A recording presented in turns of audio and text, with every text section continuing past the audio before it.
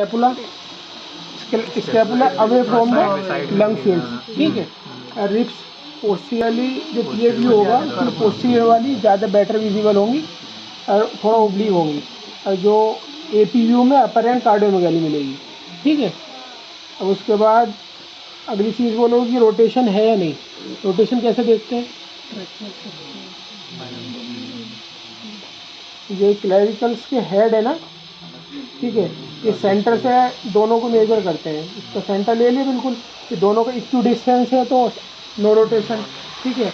अगर equal distance नहीं है तो रोटेशन होगी।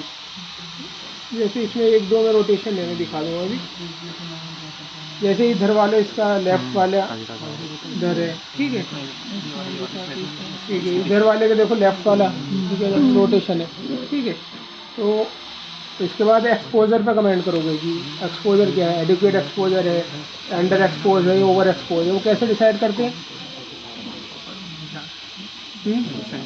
इसके लिए होता है कि जो ये सर्वाइकल वर्टिब्रा है ना, ठीक है, नॉर्मल एडिक्वेट एक्सपोजर जब बोलोगी नॉर्मली 5 तक वर्टिब्रा दिख रही है, ठीक है। अगर 5 से ज़्यादा दिख रही है तो ओवर एक्सपोज है, ठीक है। और 5 से कम दिख रही है, 1-2 दिख रही है तो अंडर एक्सपोज है, ठीक है। तो अगर कोई पूछेगा तो कैसे डिसाइड करते हैं ओवर एक्सपोज अंडर एक्सपोज, इसमें 1-2 एक्सरे में दिखा दूँगा, ठीक है।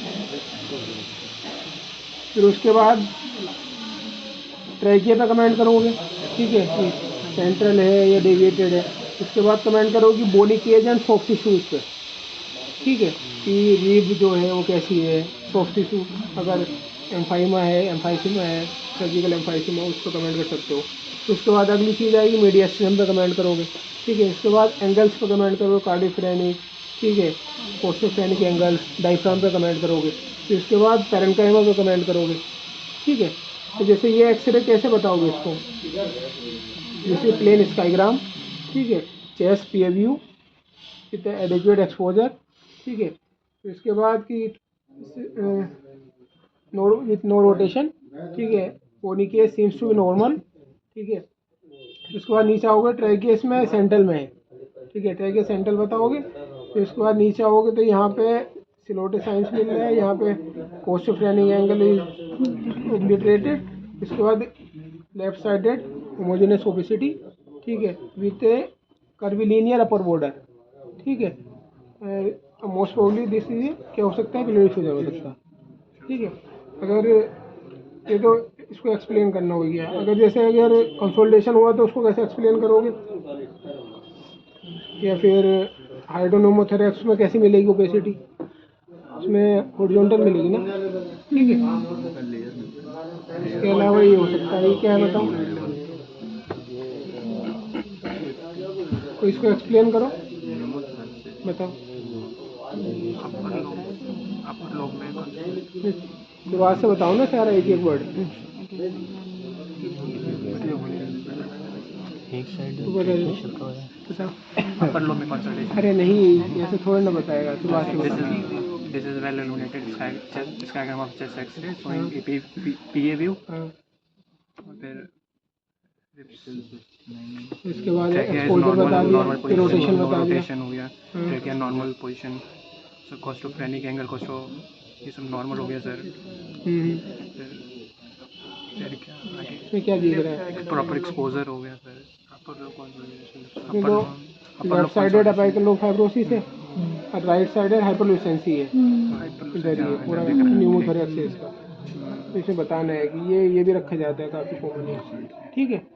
तो इसमें लेफ्ट साइड अपाइकल फाइब्रोसिस है, यहाँ पर हाइपरलुसेंसी है, ये इधर न्यूमोथोरैक्स होगा, दिख सेम रहा ही है। दिख रहा है ना, लुसेंसी तो दोनों साइड सेम ही है ना। ये इधर जाता है, ये हाँ ठीक ठीक ठीक। ठीक है। फिर इसमें क्या दिख रहा है, लेफ्ट साइड में सर लोअर लोब में कंसोलिडेशन। पैच है वो, ठीक है। हेटेरोजेनस ओबेसिटी है with air bronchogram consolidation most probably.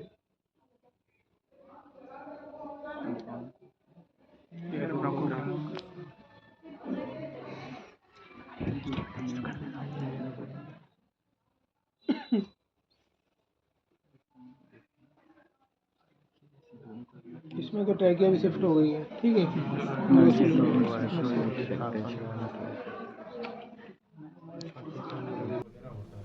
बाकी जो इधर साइड आ रहा है तो वो C2 से हो गया। और ये भी बोल देते हैं कुछ बुक्स में से लिखा हुआ है कि जो एंगल हो गया यहाँ पे, एंगल ऑफ मैंडिबल, ये भी C2 से, मतलब नहीं तो फिर बिगर स्टाफ में ग्रेटर ऑरिकुलर नर्व लिखी हुई है, ठीक। तो बिगर स्टाफ का ही वैसे बोल देते हैं ग्रेटर ऑरिकुलर, बाकी अपनी तरफ से ऑक्सीपैड बताना है C2। इधर फिर हम आते हैं तो ऑलमोस्ट ये 3 to 4 फिंगर अगर हम यहाँ पे रखेंगे तो इतना नेक पर जो हो गया भाई, ऊपर तो फिर ये ट्राइजेमिनल और इसका C2 का ही हो गया। इधर जो ऊपर ऊपर हो गया यहाँ पे, ये अपना C3 से हो जाएगा, जो कि C2 से जस्ट नीचे है। और फिर उसके नीचे का जो रीजन हो गया ये मोस्टली C4 से हो गया। इसमें भी हम ये कह सकते हैं कि जो ऊपर ऊपर का जो सुपीरियर पोर्शन शोल्डर का हो गया, ये अपना C4 से ही हो गया, ठीक है। तो फिर outer aspect of the shoulder पे आए तो वो अपना C5 से हो गया, ठीक। कोई कंफ्यूजन नहीं। तो C2, ठीक, C3, C4, C5 और C5 अच्छा खासा यहाँ पे पोर्शन कवर कर लिया जाएगा। अब आते C6 पर, तो ये जो अपना थंब हो गया और साथ में इंडेक्स फिंगर का मेजॉरिटी हिस्सा जो हो गया, ये अपना C6 हो गया। इंपॉर्टेंट डर्मेटोम ये भी अपना होता है। मिडिल फिंगर जो है वो C7 हो गई, ऐसे याद कर लो कि मिडिल फिंगर है C7, उसके पहले का क्या है C6, उसके बाद का क्या है C8 है। T1 सीधा ऊपर आता है यहाँ पर, जो यहाँ मीडियल एस्पेक्ट होता है एल्बो वगैरह, फोराम वगैरह का एल्बो क्या नाम, वो T1 होता है, ठीक। ये बात फिर से देख लेते हैं, C6, C7, C8 और इधर ऊपर हो गया T1 यहाँ पे हो गया, ठीक। फिर उसके बाद वो पता है कि अपना T2, T3 ऑलमोस्ट जो हो गया वो एक्सिला के लेवल पर हो गया, ठीक। T4 निपल के लेवल पर हम जानते हैं। फिर T5, T6 से जब हम स्टार्ट करते हैं तो ये एब्डोमिनल रिफ्लेक्स वाली कहानी होती है। तो T6 से T12 तो लगभग सारे इसी में चले जाएंगे, जिसमें बीच में T10 जो है अपना है ना, ये चीज़ हो गई।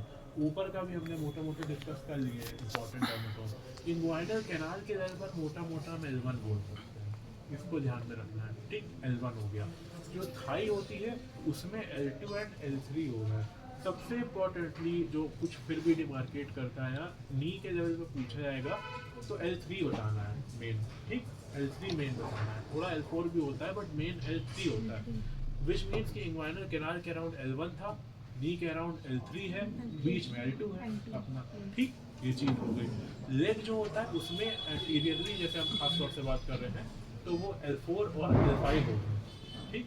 तो जो L4 और L5 हो गए वो एंटीरियर में हो गए, L4 कहीं ना कहीं थोड़ा मीडियल, L5 थोड़ा सा लेटरल इसमें अपना हो गया, ठीक। और यही जो है नीचे एक्सटेंड करा दो इन्हें कि मतलब ग्रेट टो के लेवल पे मोस्टली सामने L4 होता है, बगल के जो टोज हो गए उसमें अपना L5 हो गया।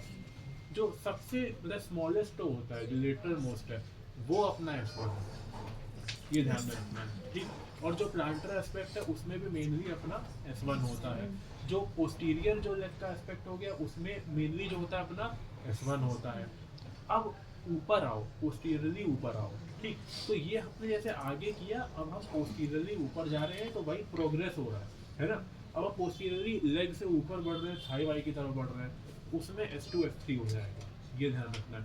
फाइनली हम जितना एनल कैनाल की तरफ जाएंगे, एनल कैनाल की तरफ, वो S4 और S5 हो गया।